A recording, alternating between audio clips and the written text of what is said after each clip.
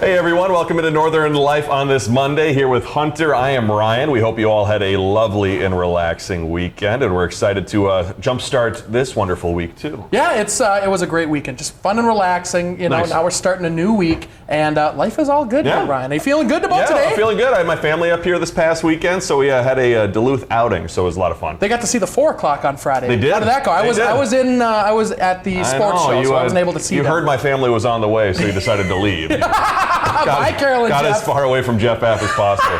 Maybe someday they'll see you again. There we go. Yep. Oh, hey, coming up today, I've got a line your here. line. That's my line, I forgot. We're in Two Harbors making cocktails at the Tipsy Mosquito. It's such a cool space in the downtown area. Seriously, very unique. I've never seen a place like this. And they even allowed us to make our own signature Northern Life drink. It was fantastic, Ryan. It certainly was. Had a lot of fun on display there. Yes. And we meet a Michigan man today who went on a vacation ski trip and ended up being chased by a moose down the slope. So I'm excited to watch that video and hear all about it. But first, I believe it is our final guest host on the show before Briggs's return. She is from Annandale, Minnesota, a fellow UMD Bulldog, our city-by-city host, and our longtime newsroom friend, Heidi Stang. Welcome to the show, Heidi. Thank you. Thanks for having me again. I think this is my third time. So. Yeah, I know. Oh my gosh. Yeah. You've been on, just to talk about Christmas City of the North Parade before. And I think we jinxed it or something. Winter never came. Yeah. Oh my gosh. And you don't like winter. You're anti-winter. I love winter. What do you mean? I'm just creating lies about Heidi. Whoa, I'm right here. Hunter is fighting with Haley and fighting with Heidi. So Anybody with H is in the name. Anybody starting with an H. Yep. Half. Ryan Half. You're going down. Be on the lookout for a Hunter over here. Well, we have Heidi on the show today. Very excited to talk about something that's also very exciting. Heidi here has accepted a Northern News Now promotion. Woo! So she is now officially the title Content Manager and Assistant News Director. That's what I'm talking about. Assistant News Director staying in the house. How do you feel, Heidi? I'm so excited. I mean, I was the 4 o'clock producer before, so I got to work directly with you two every day, and now I get to work more directly with literally everybody downstairs. So super awesome, just getting to pick the stories that we're telling each week, finding out what's important to people at home, what they want to know, what they want to see. So very, very excited for the new role. I mean, we've known Heidi for years now. Yeah. And, from producer to now City by City, and then now Assistant News Director, and formerly at UMD, you ran the Bark. Yeah. You ran the Bark newspaper. Editor-in-Chief of the Bark. I mean, how's it feel to, just continue to help tell stories in our communities? It's awesome. I think when I was Editor-in-Chief of the Bark, my favorite part was hearing the stories that people brought to the table and helping them pick them and how to set them up. And so that's exactly what I get to do every day now, and make just a little bit more money doing it. So. Oh, wait. Hey, there we go. Gonna pull out a paycheck? No. I do love the Bark though, shout out UMD, but no, very excited to just help everybody out and just make this really a team, collaborative. So excited for that. Yeah. And you used to be champ, correct? I was champ for Bulldog. That was my very, very first job at UMD. I was the mascot at women's hockey. Yes. Oh, I forgot about that. Isn't that crazy? So you both were champ at one point in time. Cool. You were Or champ? I was for champ that for that story. one Just for the story, Just for the one time. Very sweaty. I was very sweaty. But we're very proud of you, Heidi. We're so happy for you. And before you actually even took this role, you decided to take a week-long, much-deserved vacation down to Florida. Yes, this was the longest break I've taken since working here. Wow. So, get the big management position and then you take off for a whole week. We even rely on her.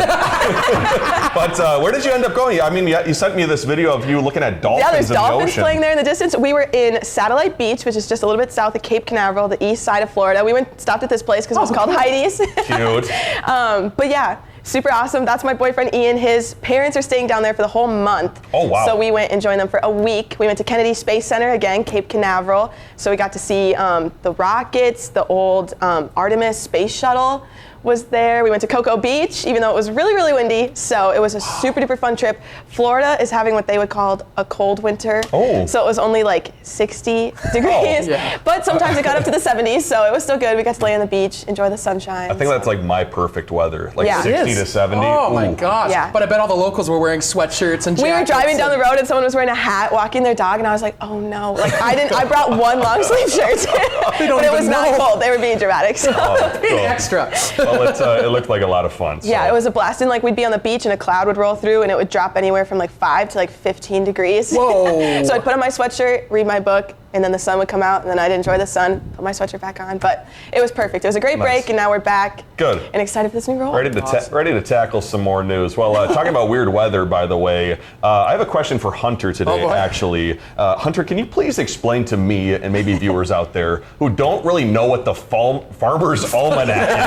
Because I always hear about it, and I know it's such a touchy subject when you bring it up to like you or Adam or any meteorologist, because according to the Milwaukee Journal-Sentinel, the almanac writes that Wisconsin is heading for a polar coaster spring, calling for many days of cold temperatures ahead. Well, so the almanac, in our opinion, kind of gives meteorologists a bad name because they predict further than we probably should when it comes to the weather. You know, 1 week, 2 weeks tops when it comes to immediate meteorology. There's climate too, which is a totally separate subject. That you can look further because you can look at past things, past events, but meteorology is more so 1 to 2 weeks in advance, and you can use the climate to help you with your predictions. But I don't even think, now don't quote me on this, I don't think they're actual meteorologists either. I think that they make these predictions, and I was reading somewhere. That's a bold claim. I know. Farmer's Almanac people out there. Right? I was reading somewhere that they get about 50-50 when it comes to their predictions, which every single bar that I've ever been to with a band or anything, someone will come up to me and be like, oh, meteorology, it's the only job you could be half right and still get paid.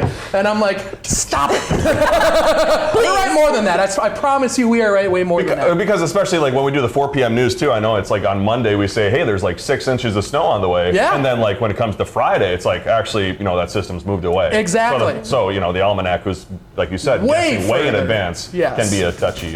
Things change really quickly, so yeah, I guess you get right sometimes, but not as much as us. How you doing? Good to see you. Hey, coming up, we're going up the North Shore, meeting the couple behind a fun spirit room in Two Harbors.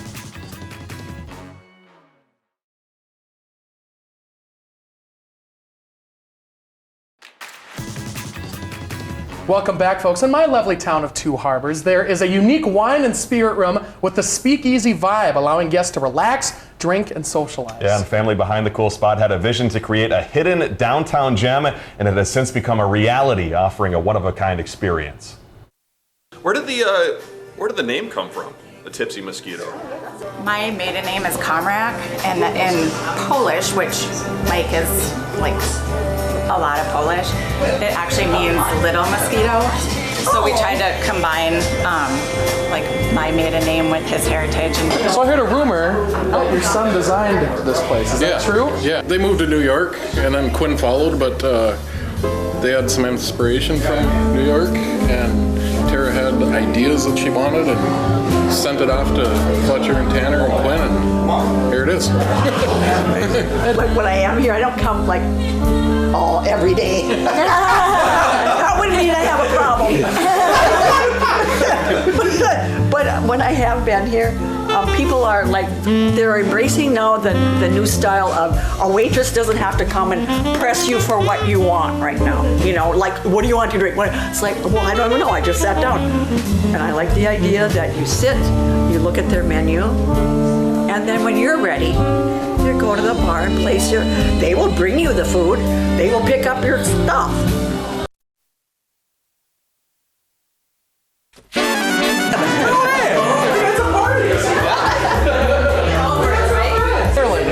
Nice to meet you. We know. Life is good. How do you know everyone? Good to see you. Yay. How are you doing? Good. That looks like a good one. Kind of like that, or like Yeah, that sounds good, and you're gonna muddle it up. Oh, fun. Okay, no, thank you. It's like muddle my way through most things. All right. Thank you. Okay. Oh, I am sorry. Wasting product. All right. Corporate. Yay. Okay, I did not spill any of that one. Thank you. Yeah. Oh my God, that's beautiful. I have to take a picture.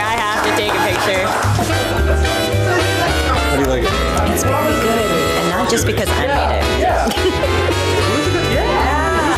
Fill this up.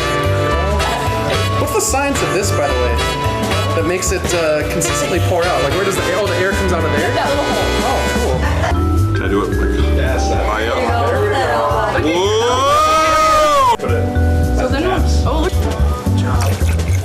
5 or 6 drops in there. Drops of foam. Oh, it's gonna come out like So is this similar to bathtub bubbles? Is it kind of? Is that kind of how it works? Whoa! I'm high! Yeah! Whoa! Head down. Oh, look at the head! Pretty good? Oh, nice. Keep it going, a little more. Like you're playing the drone. So actually, You have to like hit the... Oh! You know. I don't know if I should be. Okay, so here. Oh, Oh, look at it. Gotta get. All right. Oh, this one looks like he's ready to go. Oh! Dude, these are so good. For the gram. I gotta turn the duck around for the photo. It is ducky friends. Cute. I'm shaking, I'm nervous. You look great, sis. Perfect. Hey, there we go. You said perfect. Did you hear that? Put it right in there. And there you go. Right? Cheers. I'm gonna go drink this in the back. See if I can take a selfie with it. Ooh. They did a very good thing for our town. They zoomed our self-esteem, I have to say. Because we feel special when we come in, and then when we leave, we're more special. I only feel special when I leave.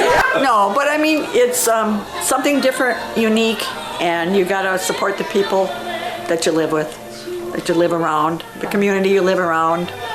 I don't know. They're good people, and that's all that counts. Thank you. We appreciate that. Yeah.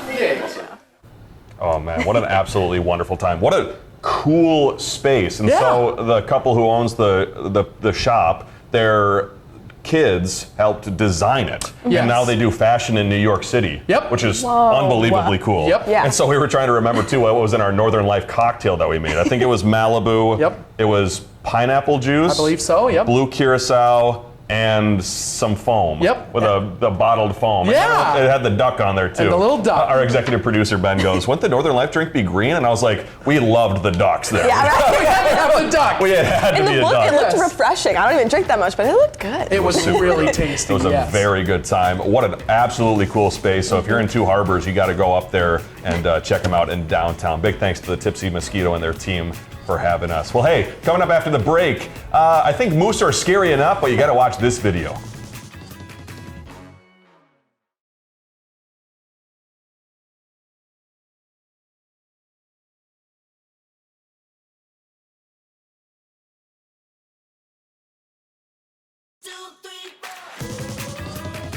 Welcome back. A Michigan man went on a ski trip hoping to see a moose, but he got a lot more than he bargained for. Yeah, excitement turned into fear when one moose started chasing him down the slope. Jeannie Moose brings us more of that moose on the loose.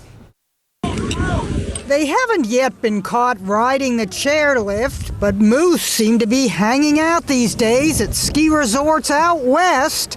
So maybe it was the next best thing to skiing. Moose, heads up. When a moose at Jackson Hole Resort in Wyoming chased a skier down the slope. Were you scared or not really? It's shock. Ken Reinierson and his buddies turned a bend, and there it was. Billy actually almost landed on the thing, and then we both were like, oh my god, a moose. Ken thought it was a great photo op until the moose headed for it. Ken picked up his speed to leave the moose in his tracks. Go faster! He yelled to warn a friend in the green pants. Meanwhile, Ken's buddy Alex was shooting his own video. Man, I got red on. Like a matador tempting a bull, we've seen moose get aggressive, ramming a truck, then chasing it. Get out of here. Hitting a moose can be dangerous for both parties. Did you actually have a hoof print on your face? Right up there. But right before Ken got to the base of the mountain, the moose veered off into the woods. When Dr. Ken left his East Bay chiropractic office in Traverse City, Michigan to go skiing, he had high hopes. So one of my goals was to see a moose and get hopefully a video or at least a photo. and I got it all. But was this a wild moose chase, or did the moose just want to join in? Maybe it's not just girls. As one commenter wrote, moose just want to have fun.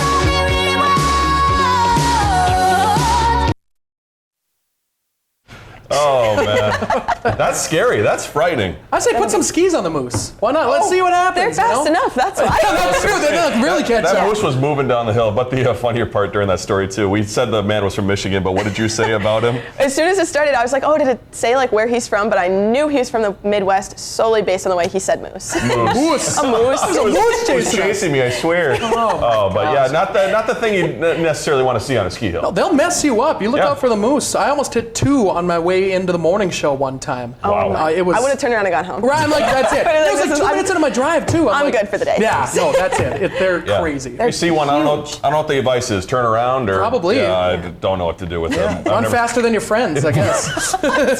Indeed. Well, hey, for fans of the classic computer game, The Oregon Trail, the days of monochrome green on black are behind us. There's a modern take on the edutainment classic that's already available on most gaming systems. So kids out there can now get their wagon train heading west, just like their parents did. I don't remember that game at all. Was You it didn't fun? play it in school? No. I didn't necessarily play the Oregon Trail a whole lot, but it sounds like you did. If we did in school, it would be like a day, and you'd have to see like, okay, if you've ever played the Oregon Trail, it's like a team of you. You get like 5 players or whatever, Right. and then you have to go through the Oregon Trail and see what happens to you. Like you could fall off the wagon, your wagon loses wheels, you have to buy food, and like you had to like keep track on a sheet of paper like how far you made it. What was the main one that everybody laughs about? Like a dysentery? Dysentery, you can die. Yeah. Or you have to cross rivers and you'll just like float away. Oh my gosh, that's cruel. It's kind of a violent game. I don't know. We played in school. I don't necessarily know if it is a kid's game. Yeah, right? Yeah, maybe I'm gonna have not. to withdraw my statement on this story.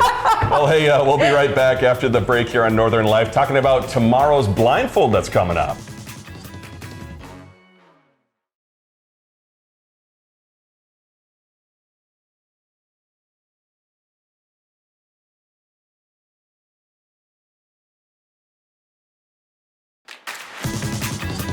Well, welcome back, folks. Coming up tomorrow, Ryan and I get to escape the bong in Superior. We're put to the test with our executive producer, Ben, trying out their recent escape room inside their super cool museum. There was a lot of thinking power behind that. Yeah, it's not exactly the thing you want to do at the end of your work day when you're already kind of drained mentally and have to do more mental, gymnastics, but it was a lot of fun. It was so cool. A lot of work clearly put into that. Yeah, we're excited for you to see that Yes. tomorrow. But before we go, my golly, we got an unreal delivery from our friends at Engwall Flowers who we did that floral design thing with. Look at this thing. My golly, Hunter brought this to my desk. It's basically bigger than me, and it's just an absolutely wonderful display. They sent a note too saying, Hunter and Ryan, thanks for coming down to our shop. It was fun to design with you from your friends at Engwall Flowers. I mean, my goodness, this is an absolutely stunning piece of work, and I also told Hunter, you can definitely tell we didn't design it. Yes, no, we had no hand in this at all. It's I'm also beautiful. going to call you guys out that you need to put your flower food in it. Oh, so we it haven't done that yet. We are handing this off to Shania, who is going to take much better care of it than we ever could. Yep, she's amazing. It's gorgeous. Yeah, Shout out to Allison and the whole crew down there. It was a lot of fun. Yeah, and Heidi, thank you for being here. Thank you for having me. Congrats So much to fun you. as always. And we'll see you back here tomorrow. Wishing you a great rest of your day. Find some time to throw a line or just head outside to unwind. That's the life in the great North Woods. Hike or bike, whatever you like. Get out in the day, enjoy the night. Yeah, we got the life in the great North Woods. Yeah, we got the life in the great North Woods. Yeah, this is Northern Life.